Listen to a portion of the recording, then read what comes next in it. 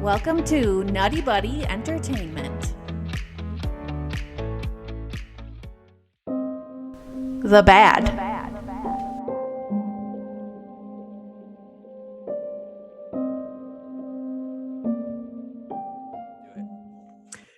The bad. Okay, let's start with Sarah. What's your first bad? I'm gonna have to go with Natalie Portman. There was something about her acting in this movie, or just the way her character that Jane was written, that I just really was not vibing with. It didn't seem to fit very well to me. Like, I thought the first movie she seemed much more like natural in her role. And I don't know if it's just what they gave her to work with, or just that it felt so thinly written, this movie. It's like, I know I said the first movie, I thought they had a nice chemistry. They're trying to build why they'd be yearning for each other still, but it's like, okay, so we're how many years removed? She's still awkwardly like dwelling on this guy, like can't move past it. And so like that's her main character trait to like start off. It isn't that she's a scientist anymore. It's like, oh, she's lovelorn. And then I don't know, all of her stuff on Asgard, I didn't really like. It didn't feel, again, it might be a dialogue problem. It just wasn't like interesting or dynamic at all to me. How did you feel about her performance, Brian? I wasn't really, I don't think the performance was more the issue. I think it was the writing. Okay. I did have Jane in my bad as well, but it was more of, they didn't give her role in this movie. It felt very underused. I feel like we got a little bit more, she was in a lot of the movie, but it was almost like she was completely just like a damsel in distress the entire time. But in regards to my pre-production, woes that they had before this movie, Natalie Portman was fighting a lot to get that storyline with Thor and her, with kind of like the Romeo and Juliet, and having that director at the time, Patty Jenkins, to do that. So she was on board for a couple of months to do it, and then when they cut ties, she was a little annoyed with that. So I don't know if that kind of affected her role in this movie, but obviously she was under contract to do it. So I don't know if they kind of wrote her storyline out a little bit, just didn't give it as much pizzazz as they would have before. But I feel like she was underutilized. She was in a lot of the movie, but it just didn't feel like we were getting a lot from her, especially with her having the ether inside of her.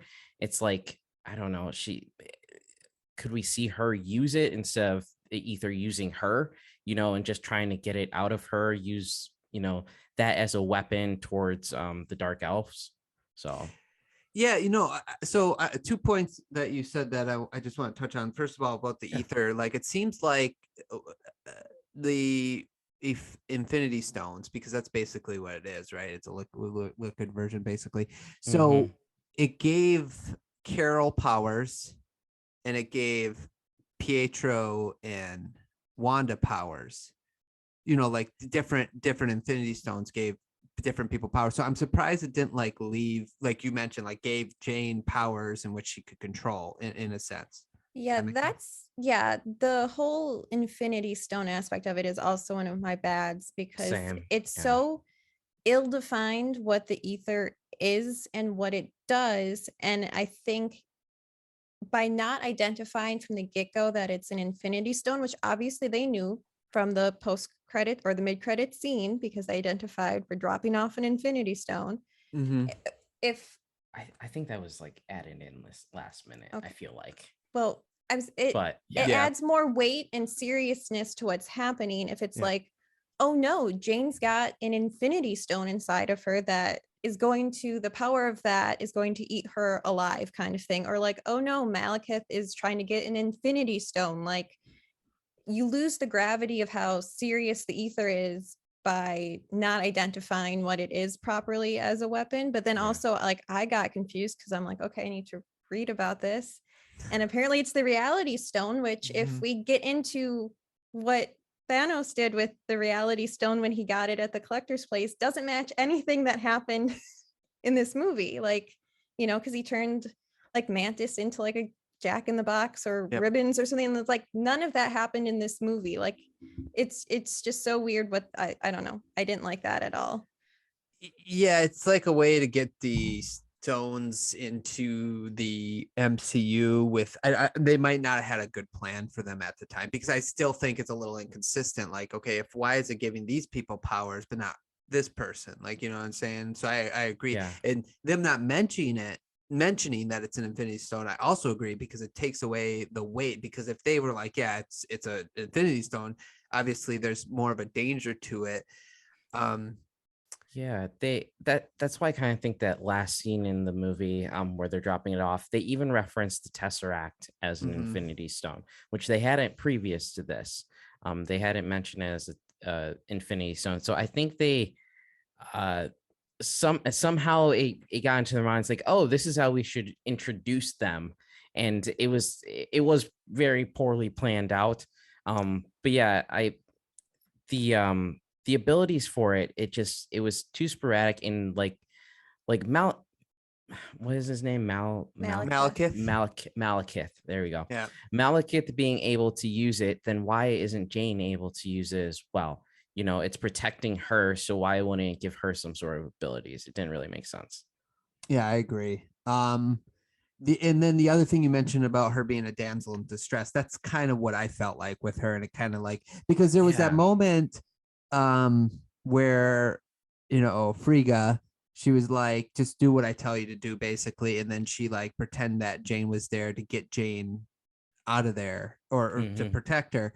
But I'm like, that's where like a hero will be like, no, don't kill her. I'm here or whatever. And but then you realize it's an illusion, right? So yeah, but I think that would have been a time for her to come and like learn that she had powers of some sort to like to try to fight the cursed and the Malekith.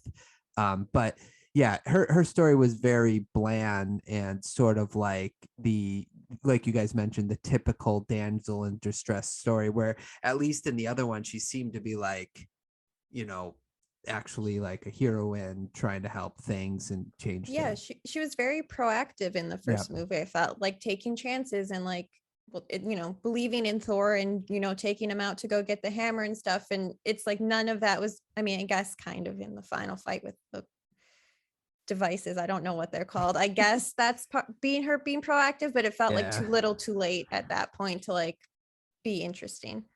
Yeah, and it in the first movie, you know, a lot of it was like going off of her science and like her trying to figure things out with what was going on.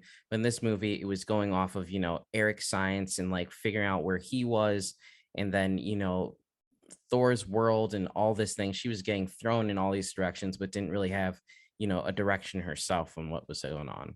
Yeah, she sort of seemed like the person who moved the plot for her. You know, that's it. Yeah, you know, yeah. So I don't know.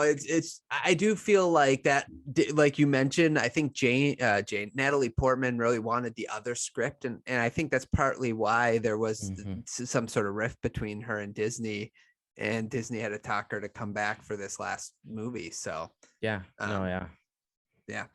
Okay. Let's see. I'll go to my first bad. I thought, even though the family dynamic was nice that you guys mentioned, I didn't really care for Odin too much in this movie. I did not like him. I also had him in my bad. Yeah. Rude.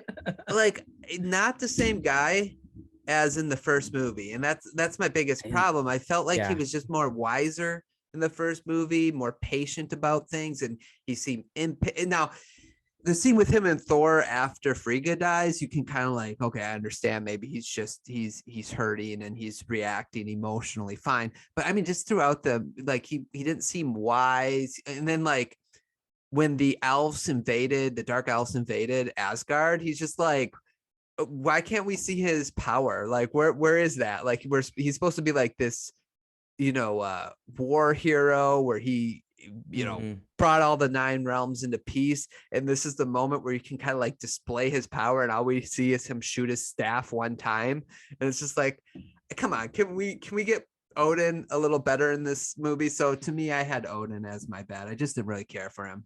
Yeah, I literally had written down, is Odin senile? just because the difference between the first movie and this one, compared to the original, like why it seemed like him and Thor like flip-flopped, but yet like Thor learned a lesson and then Odin didn't learn the lesson that he taught him. What? Yeah, their viewpoints switched from the last movie to this one, and it was just weird to see that happen. Like, I understand grief is a powerful emotion, but to just be like, yeah, as many people are going to die as they're going to die, that's just how it is. It's like, that was what you're trying to teach your son not to do, let's say 2 years ago.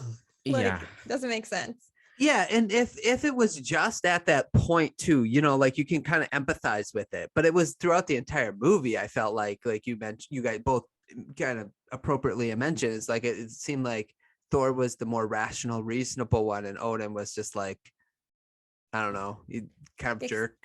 Yeah, because even like with this scene when they're like get Jane to Asgard, they're like are medically evaluating her, and he like just storms in and is like mad about it without like, I get he doesn't want Thor to be like hung up on this one woman for forever, but it's also like you're not letting them explain that there's an extremely valid reason why she's here. It was instantly just like, it's bad she's here, this is dumb, get her out of here kind of thing. And it's like, that doesn't seem necessary.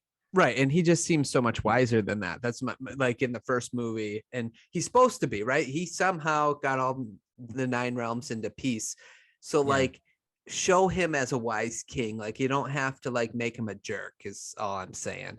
Yeah, there's enough going on that they don't need to like include that as another source of conflict or impetus for Thor to make a decision. Thor's decisions would have still made sense without Odin disagreeing with him. Correct. Yeah, I also didn't. I hope you guys enjoyed this clip of Sarah, Brian, and I breaking down Thor: The Dark World. Let us know in the comments below what is your great, good, bad, and ugly when it comes to this movie. If you haven't checked out already, we have done the great, the good, the bad, and the ugly. And if you'd like to listen to the rest of it, click on one of the links to the podcast below. Subscribe to the channel, like the video. Thanks so much for watching. We'll talk to you guys soon.